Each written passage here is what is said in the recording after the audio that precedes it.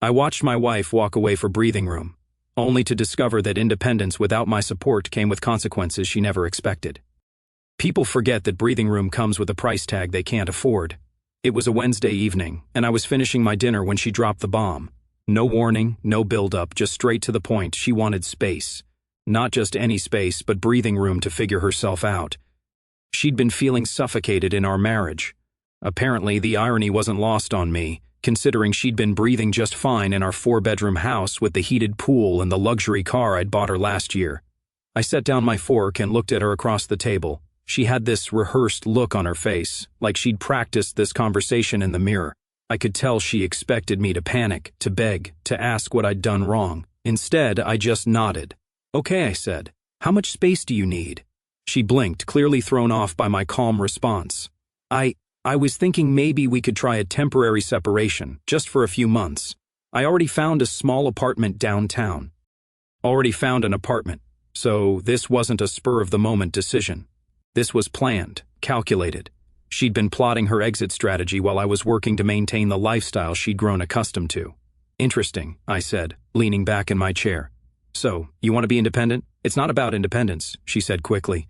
"I just need to find myself again. I feel like I've lost who I am in this marriage." I almost laughed. Lost who she was? The woman who spent her days at the spa, shopping with friends, and posting pictures of her designer bags on social media had lost herself.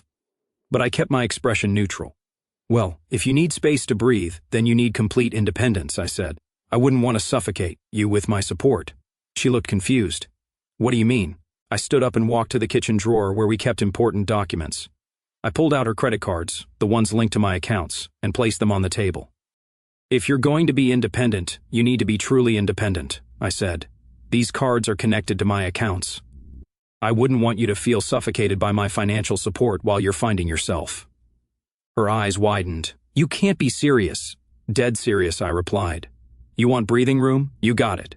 But breathing room means you breathe your own air, not mine." I pulled out my phone and started making calls. First, I called the bank to remove her access to our joint accounts.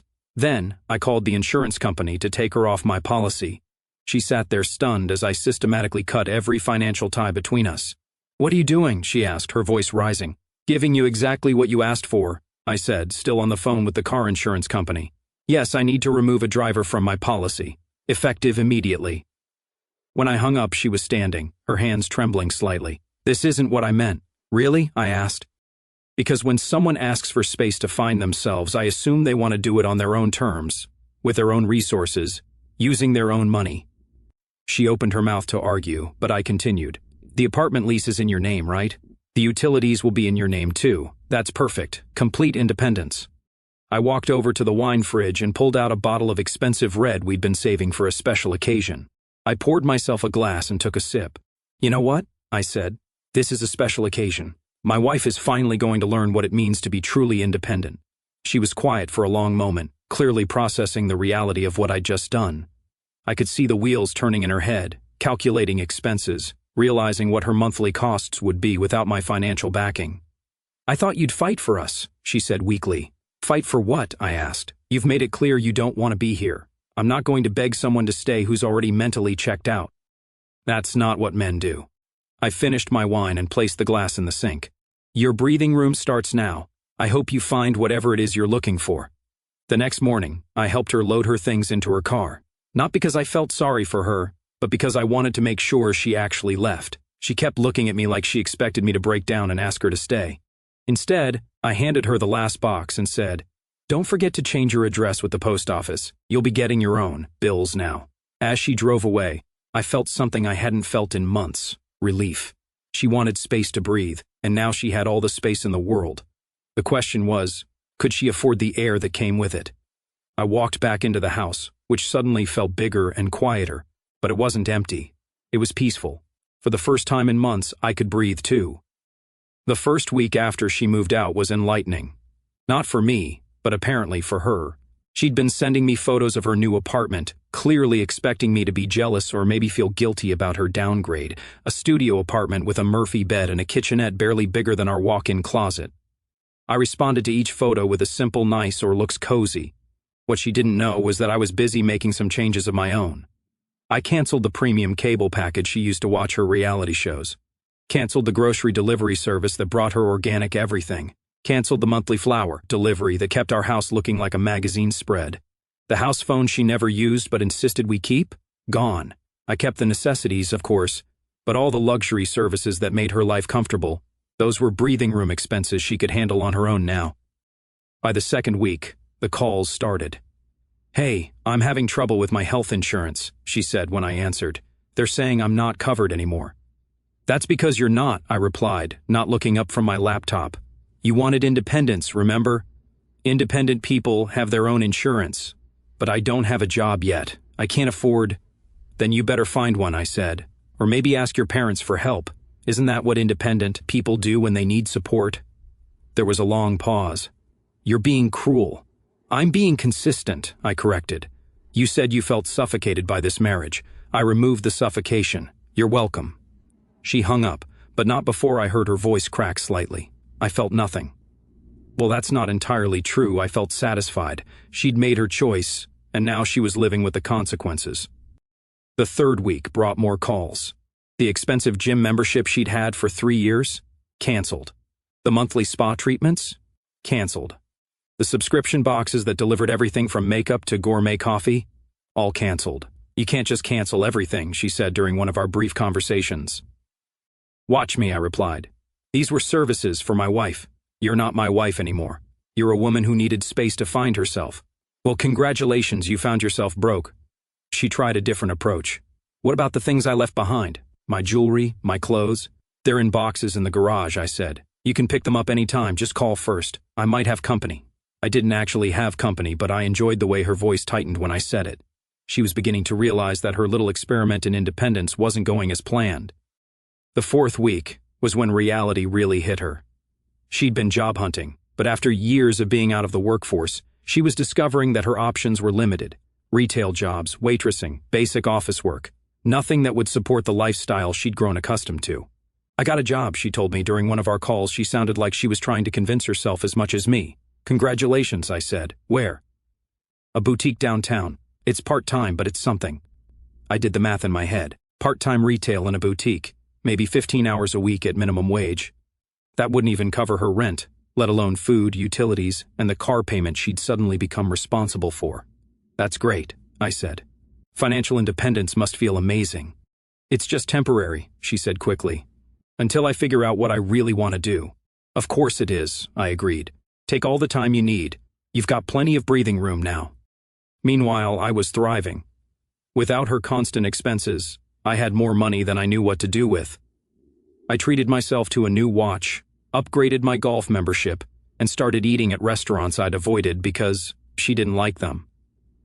I was having dinner at one of those restaurants when I ran into her friend Lisa. "How are you handling everything?" Lisa asked, clearly fishing for information. "Handling what?" I asked, genuinely confused. "The separation." She told us how hard this must be for you. I almost choked on my wine. "Hard for me, Lisa?" She wanted space to breathe. I gave her space. I'm doing exactly what she asked for. Lisa looked uncomfortable. She thought you'd, try to win her back. "Why would I win back someone who doesn't want to be won?" I asked. "She's an adult. She made an adult decision. I'm treating her like the independent woman she wanted to be."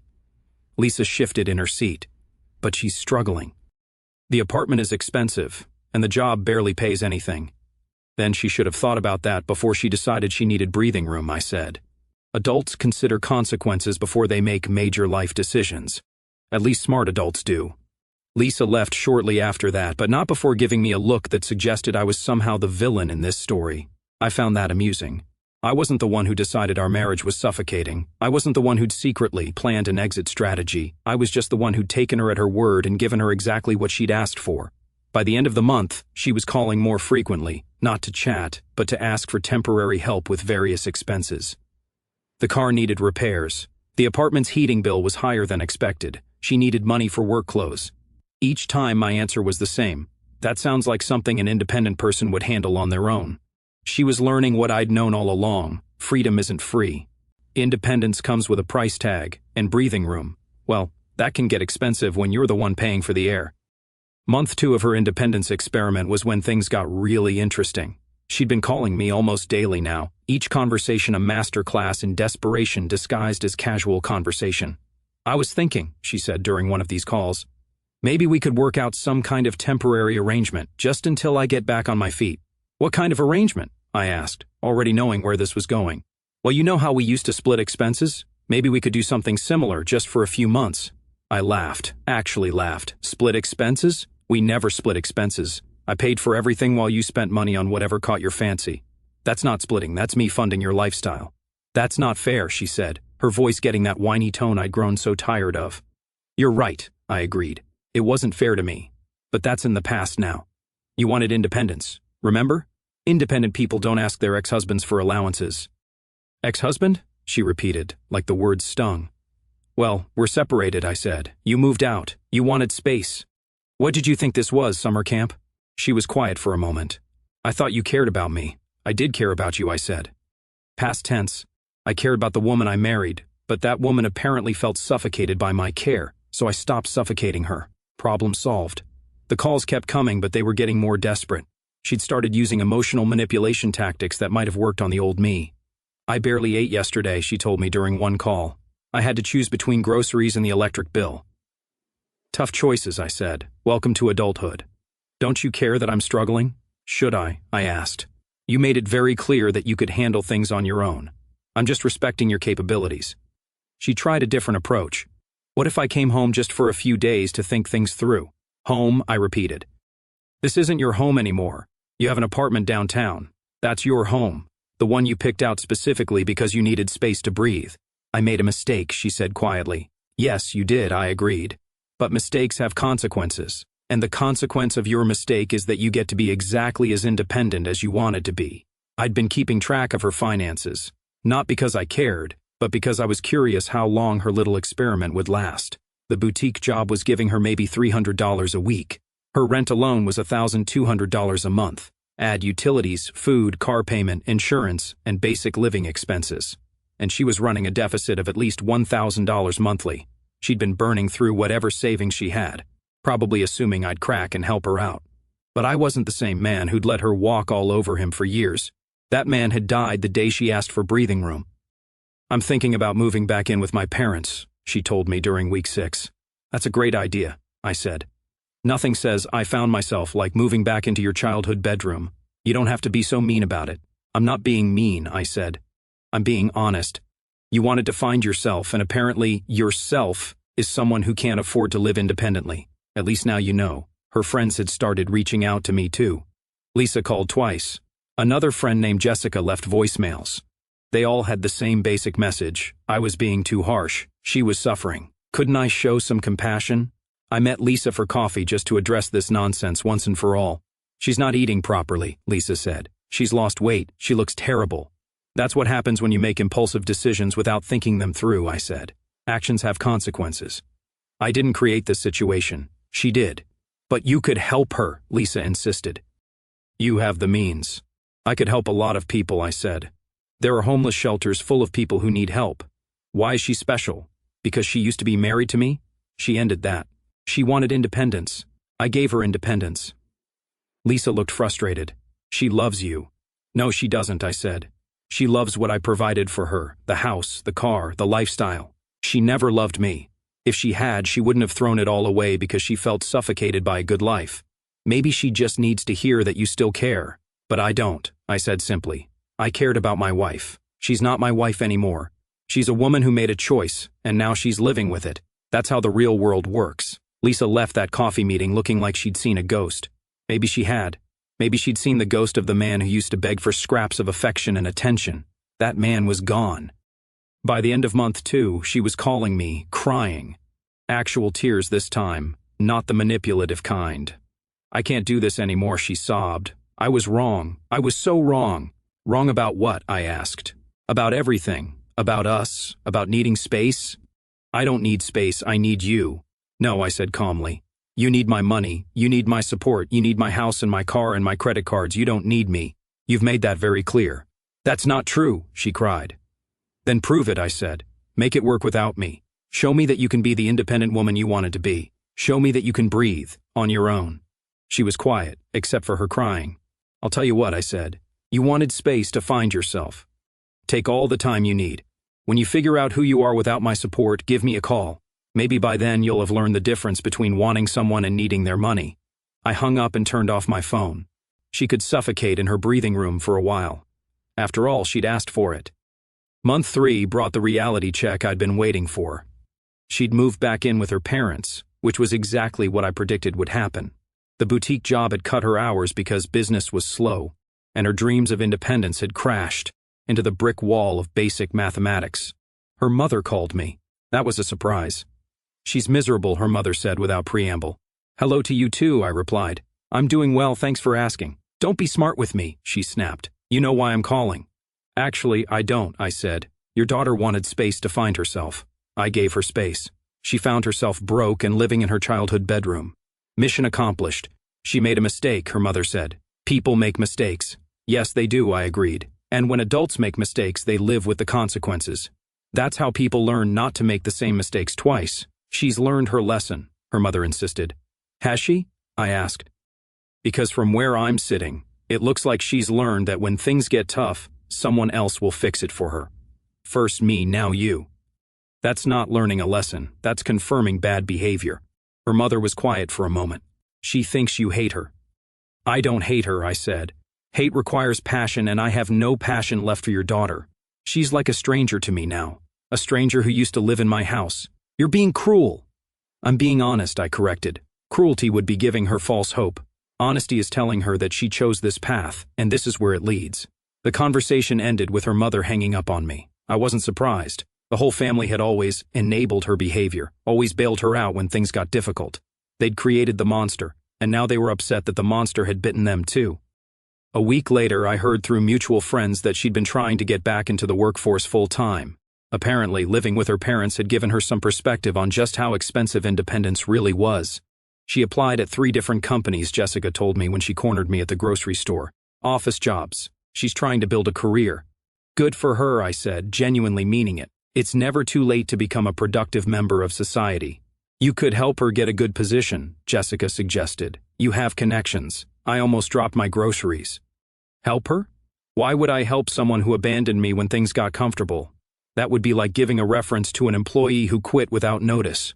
But you loved her, Jessica said desperately. I loved who I thought she was, I said. Turns out I was wrong about who that was. She showed me her true character when she walked out. People don't change, Jessica. They just reveal who they really were all along. That evening, I got a text from her. The first direct communication in over a week. Can we talk in person? I stared at the message for a long time. Part of me was curious what she had to say. The other part of me knew exactly what she wanted to say, and I wasn't interested in hearing it. I texted back. About what? About us. About fixing this. There is no us, I replied. You made sure of that when you decided you needed breathing room, and there's nothing to fix. Everything is working exactly as intended. Please, one conversation. That's all I'm asking. I thought about it. Maybe it was time to close this chapter completely. Maybe she needed to hear face to face that her decision had permanent consequences. Fine. Coffee shop on 5th Street. Tomorrow at noon. One conversation.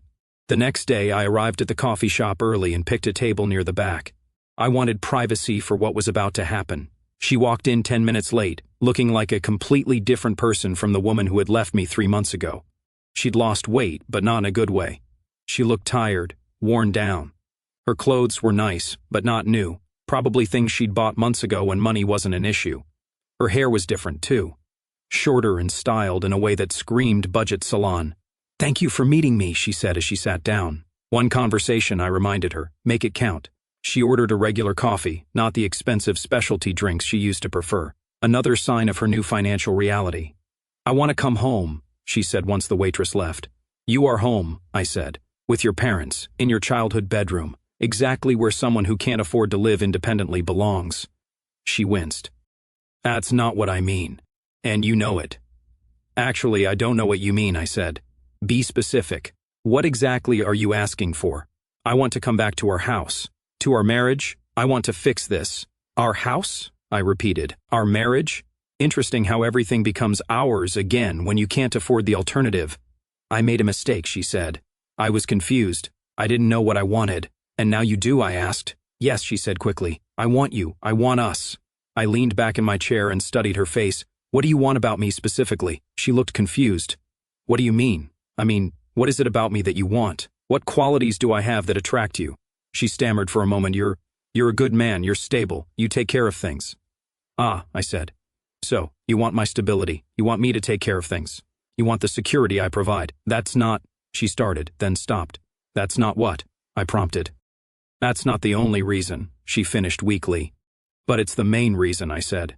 You don't want me. You want what I represent. Security, comfort, someone else paying the bills while you figure out who you are. She was quiet, staring at her coffee.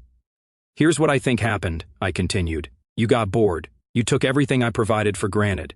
You convinced yourself that you were missing out on something better. So you decided to trade security for excitement. I leaned forward. But you didn't find excitement, did you? You found exactly what I knew you'd find. The real world. The world where actions have consequences, and bills don't pay themselves. I was wrong, she whispered. Yes, you were, I agreed. But being wrong doesn't undo the choice you made. You can't unbreak an egg. You can't unring a bell. And you can't unabandon a marriage because independence turned out to be expensive. She looked up at me with tears in her eyes. So that's it? You won't even consider giving us another chance? I finished my coffee and stood up. You had your chance. You threw it away because you thought you could do better. Now you know you can't. But that doesn't mean you get to come back. That's not how life works.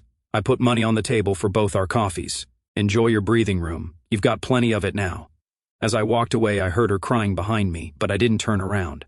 Some bridges, once burned, can't be rebuilt. And some people, once they show you who they really are, don't deserve a second chance to hurt you. 2 weeks after our coffee shop conversation, she showed up at my house. I was getting ready for work when I heard the doorbell.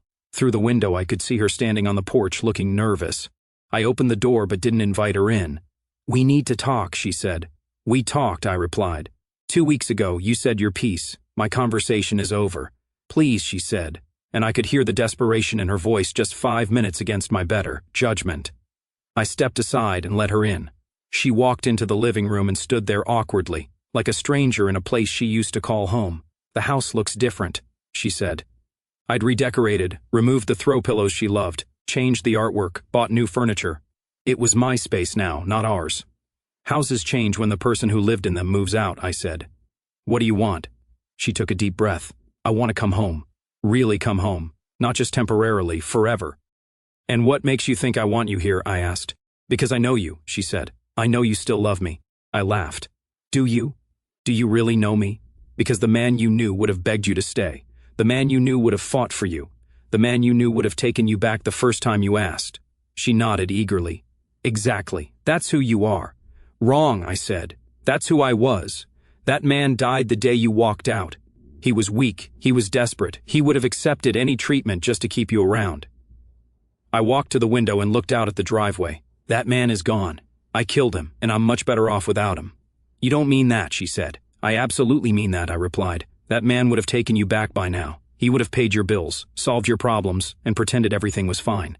But I'm not that man anymore. She started crying, real tears this time, not the manipulative kind. I lost everything, she sobbed. My independence, my dignity, my marriage. I'm living with my parents like a teenager. I can't afford anything. I can't even afford to get my hair done. And whose fault is that? I asked calmly. Mine, she admitted. It's all my fault. But I can fix it. I can be better. I can be the wife you deserve. The wife I deserve, I repeated. The wife I deserve doesn't abandon me when she gets bored. The wife I deserve doesn't throw away years of marriage for breathing room. The wife I deserve doesn't come crawling back only when the alternative becomes unbearable. I turned to face her. You don't want to be my wife. You want to be my dependent. There's a difference. That's not true, she protested. Really? I challenged. Tell me something you love about me that has nothing to do with what I can provide for you. She opened her mouth, then closed it, then opened it again. Nothing came out. Exactly, I said. You can't because you don't love me. You love my house, my income, my stability. You love the lifestyle I made possible. But me, the actual person? You got bored with him in under 5 years. Please, she whispered. I'll do anything. Anything? I asked. Will you go back to your apartment downtown? Will you build a life for yourself that doesn't depend on me? Will you become the independent woman you said you wanted to be? I tried that. She said it didn't work because you didn't really try, I said. You gave up the moment it got difficult. You wanted independence without the responsibility, freedom without the cost. That's not how the world works. I walked to the door and opened it. Your breathing room is still available. Use it. Learn to breathe on your own. And maybe someday you'll understand the difference between wanting someone and needing them. If I leave now, will you ever take me back? She asked. I looked at her standing in my doorway, a broken woman who traded everything for nothing. No, I said, I won't. Because I finally learned something important. I learned that I don't need someone who doesn't want to be here. I learned that love isn't enough if it comes with conditions. And I learned that the right person doesn't ask for breathing room from a good life. She left without another word. I watched her drive away, and for the first time since this whole thing started, I felt completely at peace. She'd wanted breathing room. Now she had an entire lifetime of it.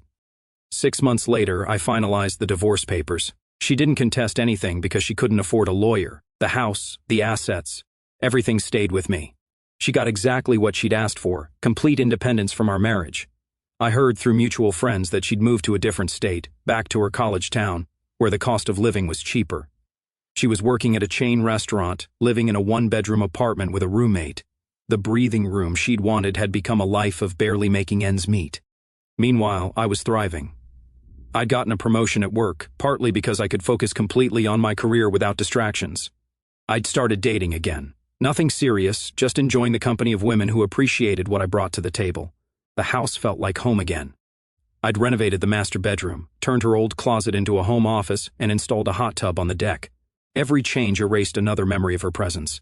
One evening I was grilling dinner when my phone rang. Unknown number, but I recognized the area code, her new city. Hello? I answered. It's me, she said quietly. I know, I replied. What do you want? I just wanted to tell you that I understand now, she said. I understand what I lost. Do you? I asked. Because understanding and accepting are two different things. I accept it, she said. I accept that I destroyed the best thing in my life because I was stupid and selfish. I flipped the steak on the grill. Good. That's progress. I'm not calling to ask for anything, she continued. I know that door is closed. I just wanted you to know that I know it was my fault. All of it. I already knew that, I said. But I'm glad you finally figured it out. There was a long pause. Are you happy? She asked. Very, I said without hesitation. I'm exactly where I'm supposed to be. I'm glad, she said, and I could hear that she was crying. You deserve to be happy. Yes, I do, I agreed.